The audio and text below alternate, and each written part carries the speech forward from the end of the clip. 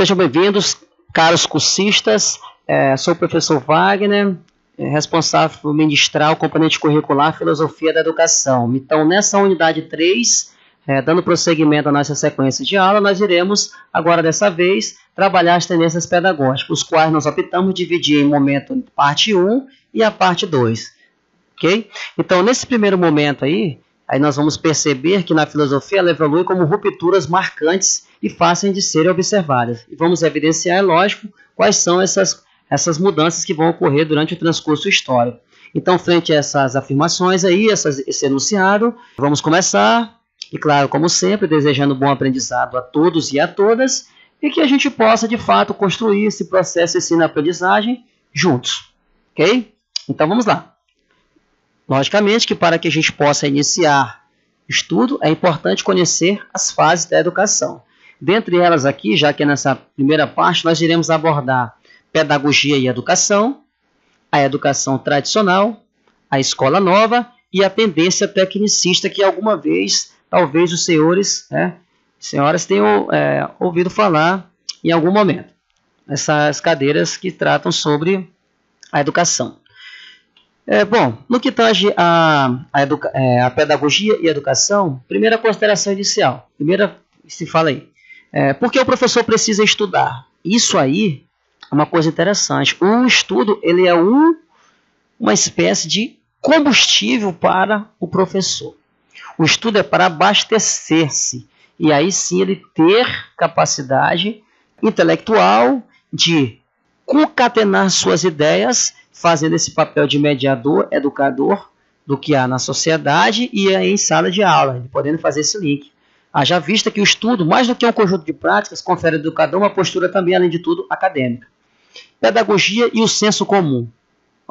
A pedagogia é o esforço da passagem, referente ao educar, do senso comum à sistematização conceitual, como eu falei para vocês. O professor vai fazer esse papel de mediar, pegar o que há no senso comum e sistematizar. Então, esse papel aí seria uma espécie de refinamento do senso comum. No que diz respeito aí à pedagogia e à metafísica, que é uma das temáticas que então aborda aí, essa relação entre pedagogia e filosofia. Haja vista que a metafísica trata do aspecto ontológico. Mas, sobretudo, a pedagogia e a filosofia, elas acabam se confundindo, Vocês percebem aí com o pensamento dos sofistas e, sobretudo, com o pensamento socrático aí. Ok? Logo, a educação era, então, o esforço por se desenvolver todas as possibilidades da natureza humana. Lembrando que o Sócrates tecia severas críticas aos sofistas, porque, segundo eles eram malabaristas de palavras, não tinham compromisso com a verdade, faziam uma verdade e uma mentira tornarem-se iguais, faziam tanto quanto a outra, Então, nós temos aí o Bogdan Suchodolski, que chama esta concepção aí de essencialista. Inclusive, ele tem um livro cujo nome é esse, Pedagogia da Essência, Pedagogia da Existência. E aí, nessa pedagogia aí, é uma pedagogia voltada mais para a questão da essência do ser humano, a questão ontológica em si. Então, os limites dessa abordagem se encontram na visão parcial dos procedimentos educacionais, excessivamente centrados em quem? No indivíduo. E nos modelos ideais que determinam a priori o que é o homem universal e como deve ser a educação. Não é à toa que aí começou a se discutir o que é justiça, o que seria o homem ideal, o que seria o homem virtuoso e a educação para quê? Uma espécie de educação ideal, cidade ideal, uma política ideal para o período. Então, é uma educação centrada no contexto da essência. E aí é importante também destacar que nós temos uma dificuldade aí em conceituar a pedagogia. Então, a gente não pode, a princípio, logo confundir com as ciências, mas também não pode prescindir das mesmas. Outro, logo, o ponto de partida logo, a pedagogia, o ponto de partida dela será sempre a realidade educacional, se ela trabalha com o ser humano, pedagogo. Então, a nada mais do que isso ela pode fugir. Ela está calcada sobre o aspecto educacional. Logo, se a gente pensar dentro dessa circunstância, a pedagogia seria uma espécie de teoria geral da educação, se a gente pensar dessa forma. Então, iluminada pela ciência, ela encontrará seu ponto de chegada, que é a realidade educacional. Então, por mais que ela vá, o seu objeto, o cerne da questão será o aspecto educacional, e não terá como fugir. Mas não é um conceito fácil, pedagogia, é muito amplo, né? O que é a educação? Porque se você pensar o que é a realidade educacional, ela transcende essa esfera aqui das instituições, né, educacionais.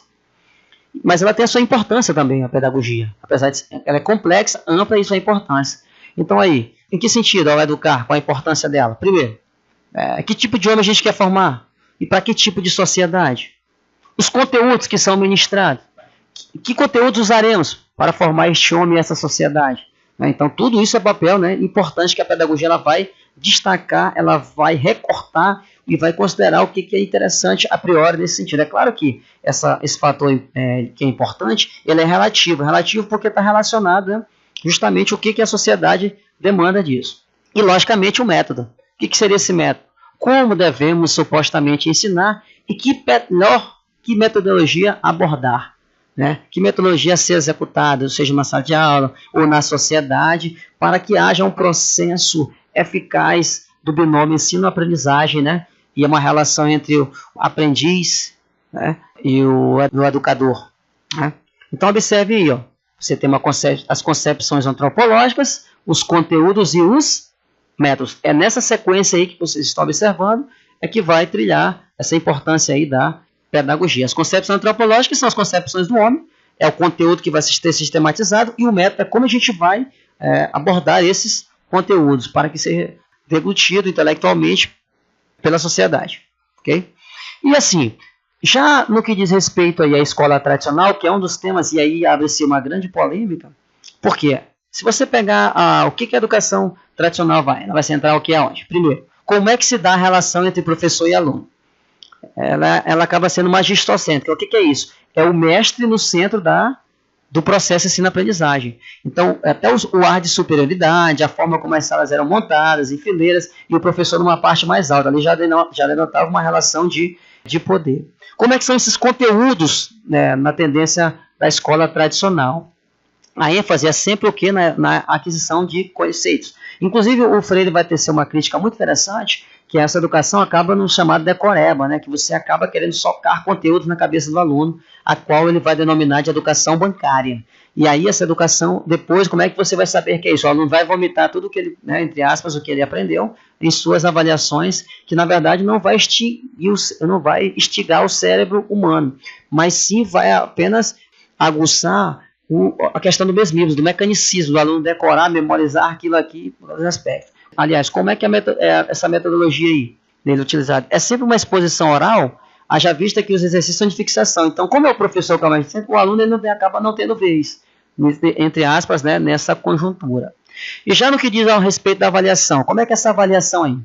As provas têm aspecto central, então só vale o que é o conhecimento. Não é diferente do que se pensa hoje numa avaliação contínua, entendeu? Então, isso aí é sempre uma questão de competição entre os alunos e não há uma relação interessantíssima de cooperação entre eles. Que hoje, na perspectiva, é diferente, né, nessas perspectivas progressistas.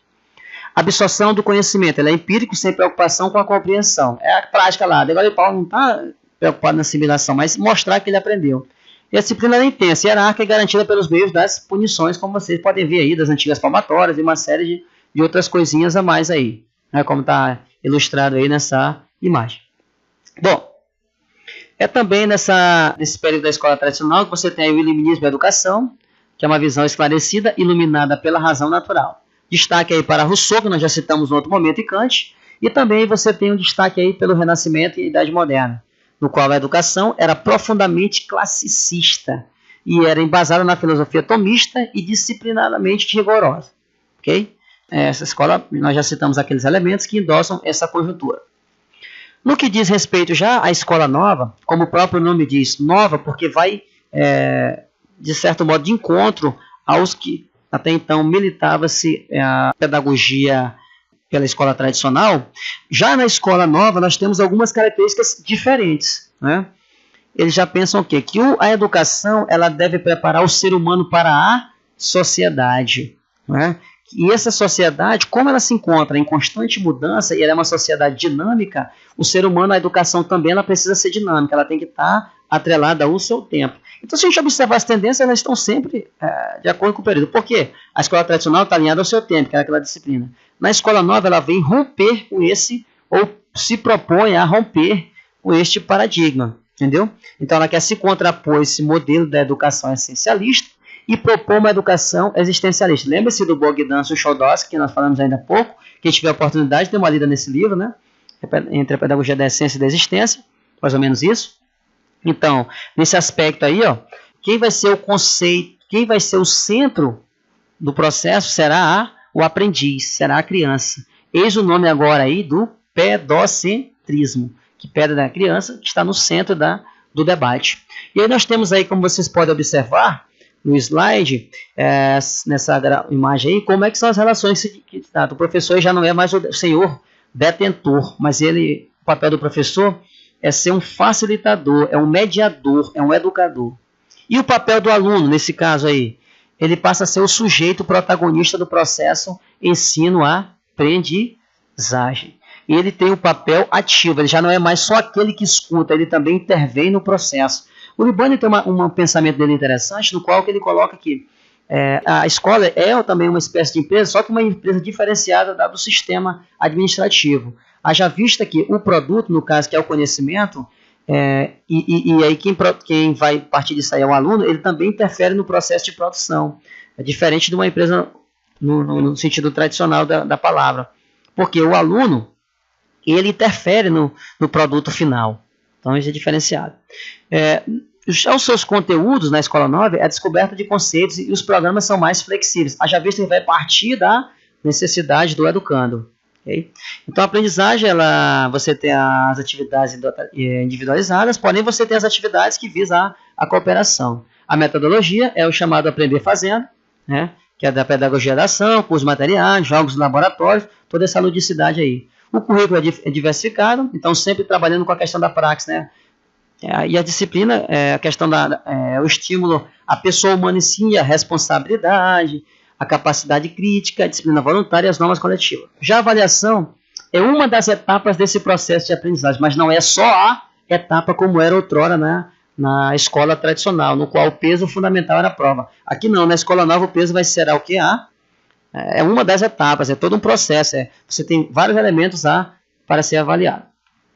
Bom, então os antecedentes da escola novista são o liberalismo, estava até então ocorrendo nesse momento, essa suposta contexto, a Revolução Industrial latente, que aí você tem a Revolução Industrial, vai ser um grande impacto em uma série de coisas, inclusive na consciência de classe, operar nesse sentido. Rousseau e sua Revolução, sobretudo a sua obra de Emile, o pensamento de Nietzsche, pensamento nietzschiano, que vai por outro, e o pragmatismo, né, que aí você tem como John Dewey, que nós já destacamos, que é aquela educação calcada na concreticidade. Bom, já do outro lado aí você tem uma tendência que já vai levar à exaustão das técnicas. O que seria essa exaustão aí das técnicas? Primeiro, não é à toa que recebe o nome de tendência tecnicista. Isso vai ganhar corpo e forma na segunda metade do século XX com o modelo empresarial, né? Sobretudo o modelo taylorista. Se a gente pegar a escola, ela acaba acompanhando o modelo fabril. Veja, na estrutura arquitetônica dos prédios, muito mais parece uma fábrica do que propriamente uma escola, né? Então esse sistema de divisão de tarefa, a especialidade, os currículos fragmentados, descontextualizados, é mais ou menos isso, é o sistema taylorista fordista.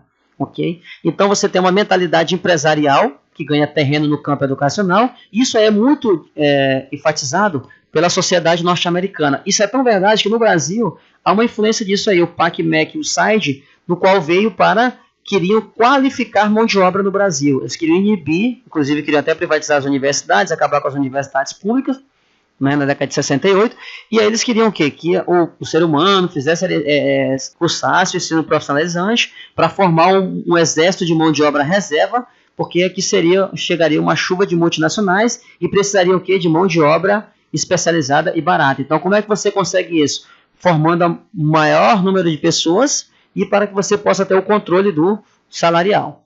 Ok? Então, isso aí é importante destacar.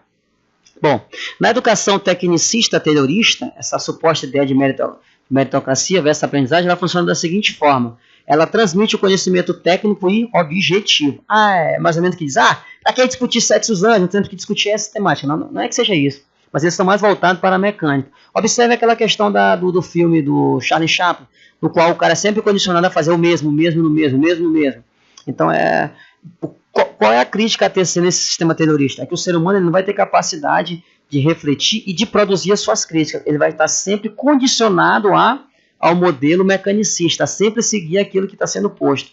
Então, é aquele texto que foi dado em sala de aula, aquilo que se estuda. Ele não vai buscar para além daquilo. Okay? Então, os valores de eficiência e de produtividade se sobrepõem aí, no caso, aos valores pedagógicos. Quem é o melhor aluno? Aquele que conseguiu decorar tudo e passou e tal, naquele sistema. Então, aplicar na escola o modelo empresarial é baseado também na racionalização desse modelo capitalista. Então, procura-se o que, então, nessa conjuntura? Alinhar a educação às exigências da sociedade industrial e tecnológica. E essa sociedade industrial e tecnológica, ela visa o que? A produção em larga escala. E, fatalmente, isso vai intervir, literalmente, né, na educação do período. Okay? Então, você tem uma chuva de cursos profissionalizantes no Brasil, né, durante aí esse período. Okay? Bom, nessa relação aí, que nós temos aí a educação como transformação social, a escola tem umas informações objetivas, né, para adaptar o quê? O indivíduo ao mercado de trabalho. Ok? É descoberto o caráter político da educação, então cumpre construir uma pedagogia social e crítica. E a metodologia é inspirada no sistema terrorista, que é aquela divisão, a especialidade das tarefas. A avaliação é a verificação dos objetivos propostos. É chamadas metas, nas empresas chama-se de metas. E aí são os objetivos propostos. O que foi o objetivo? Tem que fazer isso, naquilo. Inclusive, nesse período aí que se cria também as chamadas máquinas de aprendizagem, né? As crianças eram condicionadas a fazer aquilo. Aquilo ali, as máquinas de aprendizagem foram criadas com o objetivo, né, de potencializar o saber, que tornasse o saber de forma mais prática e não tão subjetiva como até então está sendo posto. Os meios didáticos, a gente se valoriza aí os meios tecnológicos. E o papel do professor aí é um técnico, né, que transmite as operações literalmente técnicas, ok? Nessa conjuntura. E aí, para finalizar, nós temos esses pressupostos filosóficos, né, disso daí, que seria o quê? O empirismo, né, que o conhecimento é objetivo, o positivismo, que o conhecimento se restringe ao científico, é uma das bases, e o behaviorismo, para quem não sabe, essa questão do controle do comportamento, o condicionamento operante, né, do estímulo e resposta. E qual é a crítica que se faz até então? Nós temos essas duas aí. Primeiro, crítica à tendência tecnicista da educação, que se insere no contexto maior, que é a crise da razão contemporânea. E nós temos o filósofo Jürgen Habermas, que vai ilustrar isso de forma muito interessante, que essa crise, né, ele tem inclusive um livro chamado A Crítica ao Pensamento Moderno, a Filosófico Moderno, okay? Que é bem interessante esse livro, que ele vai tecer algumas crises. E, logicamente, também, né, a razão instrumental, que submete e coloniza a razão comunicativa. Então, esse agir comunicativo ele acaba sendo sucumbido, porque o que vale aí é a técnica e não essa relação. Então, você vai aprender, o aluno vai aprender a ser técnico e não a produzir conhecimento.